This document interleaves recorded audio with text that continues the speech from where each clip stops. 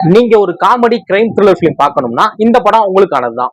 சம்பிரதாயினி, சுப்பினி, சுடா பூசணி. என்னடா பேரே வித்தியாசமா இருக்கே அப்படின்னா, படம் ஒரு தெலுங்கு படம். ஆனா தமிழ் டப்ல ஓடிடி அவைலபிளா இருக்கு. படத்தோட ஸ்டோரி என்ன அப்படின்னா, வணக்கம், நான் ஆனந்த். இந்த படத்தோட ஸ்டோரி என்ன அப்படின்னா, ஹீரோ வந்து ரொம்ப நேர்மையான ஒரு விஓ ஆபீசரா அவரோட ஊர்ல ரொம்ப வாழ்ந்துகிட்டு இருக்காரு. அவரோட குடும்பத்தோட ரொம்ப சந்தோஷமா அவரோட லைஃப் வாழ்ந்துகிட்டு இருக்காரு. அதே ஊர்ல ஒரு போலீஸ் எஸ்ஐ வந்து ரொம்ப ஒரு ஸ்மார்ட்டான, அதே நேரத்தில் எங்கான ஒரு எஸ்ஐ வந்து அவங்க ஊர்ல இருக்கிறாரு. அவர் வந்து ஒரு பொம்பளை பொறிக்கு மாதிரி, ஒரு காஜி வச்சுக்கலாம் வச்சுங்களேன், அந்த மாதிரியான ஒரு கேரக்டர் இருக்கக்கூடிய ஒரு ஆள். அவர் வந்து நிறைய இந்த மாதிரியான இலீகல் அஃபேர் வச்சிருக்கிறது, நிறைய பேர் கூட இது பண்றதுன்னு சொல்லி நிறைய இந்த மாதிரியான விஷயங்கள், தவறான கேரக்டர் இருக்கக்கூடிய ஒரு ஆள். இவர் வந்து ஏதாவது ஒரு பொண்ணை பார்த்தாரு அப்படின்னா அவங்கள வந்து தப்பா இது பண்றது, அந்த மாதிரியான விஷயங்கள் பண்ணிட்டு இருக்காரு. ஒரு நாள் இந்த விஓவோட ஒய்ஃபை பார்த்துறாரு. பார்த்த உடனேவே அவருக்கு வந்து அடுத்தடுத்து அப்படியே கொஞ்சம் கொஞ்சமா லைட்டா ஃபிளட் பண்ண ஆரம்பிக்கிறாரு. ஒரு நாள் வந்து விஓஓ இல்லாதப்ப அந்த பொண்ணு மட்டும் தனியா இருக்கிறப்ப அவங்களோட வீட்டுக்கு இவர் போயிடுறாரு. விஓ வந்து பாக்குறப்ப அவர் செத்து கிடக்குறாரு. இவரை யாரு கொன்னா, இதுக்கப்புறம் என்ன நடந்துச்சு? ஏன்னா ரொம்ப அமைதியா, ரொம்ப நேர்மையா, அவரோட குடும்பத்துல ரொம்ப சந்தோஷமான வாழ்க்கையை வாழ்ந்துகிட்டு இருக்காரு அந்த விஓ.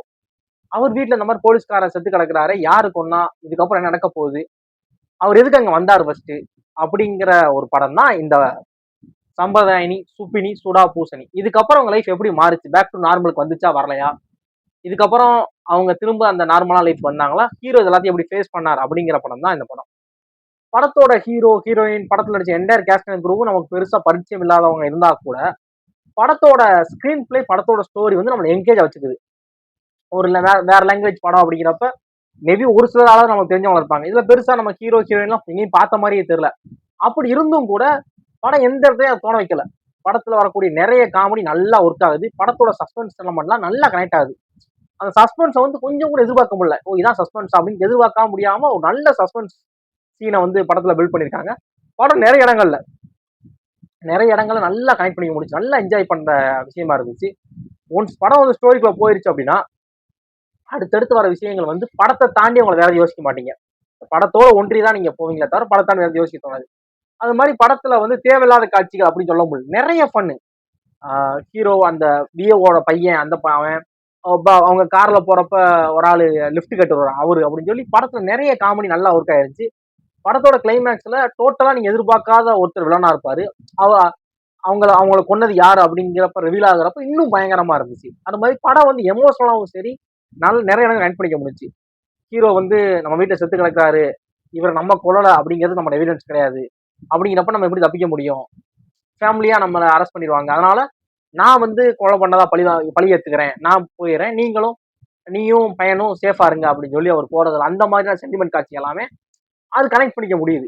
அதான் படத்தோட மியூசிக் ஸ்கோர் வந்து அந்த சீனை, அந்த மூடை எப்படி நம்ம என்ஹான்ஸ் பண்ணலாம், எப்படி அந்த சீனை எலிவேட் பண்ணலாம் அப்படிங்கிறதுக்கு நல்லா ஹெல்ப் பண்ணுது. நீங்க ஒரு சீன், காமெடியான சீன் பாக்கலாம், பேக்ரவுண்ட்ல அடிக்கிற காமெடி இன்னும் கொஞ்சம் நம்மளை சிரிப்பா உண்டு பண்ணுது. நீங்க ஒரு ரொம்ப எமோஷனலா ஒரு சேடான சீன் பாக்குறீங்கன்னா படத்துல பேக்ரவுண்ட்ல போற அந்த பேக்ரவுண்ட் ஸ்கோர் வந்து உங்களுக்கு இன்னும் கொஞ்சம் லைட்டா பெட்டர் ஆஃப் ஒரு ஒரு இன்னொரு ஒரு ஒரு பங்கு அதிகமாவே நம்மளை வந்து கொஞ்சம் ஆஃப் பண்ணுது. இந்த மாதிரியான விஷயங்கள் படத்துல நிறைய இருக்கு. படத்தை வந்து எந்த இடத்தையும் கெஸ் பண்ண முடியல. இப்ப முடிஞ்சிருங்கிறப்ப அடுத்தடுத்து போய்கிட்டே இருக்கு. ஏன்னா அந்த மாதிரியான இந்த மாதிரியான ஒரு படங்கள்ல வந்து நம்ம எதிர்பார்த்துக்கிட்டே இருப்போம், அது நடக்காது. அந்த மாதிரி அடுத்தடுத்து போய்கிட்டே இருக்கும்ல, அந்த மாதிரியான ஒரு ஸ்கிரீன் பிளே படத்துல இருக்கு. மாட்டிடுவாங்களோங்கிற அந்த டிக் டிக் டிக்ங்கிற அந்த ஒரு மூமெண்ட் இருக்குல்ல, அது இந்த படத்துலயுமே கேரி ஆகுது. படம் தமிழ் டப்ல அவைலபிளா இருக்கு, ஓடிடில நெட்ஃபிளிக்ஸ்ல அவைலபிளா இருக்கு. நெட்ஃபிளிக்ஸ்லாம் பார்த்தேன். படத்தை தாராளமா பாருங்க, மிஸ் பண்ணிடாதீங்க. படம் நிச்சயமா நீங்க ஒருத்தா ஃபீல் பண்ணுவீங்க. ஓகேவா? இந்த மாதிரியான காமெடி கிரைம் த்ரில்லர் ஃபிலிம் பார்க்கணும்னா இந்த படம் உங்களுக்கானதுதான், மிஸ் பண்ணிடாதீங்க.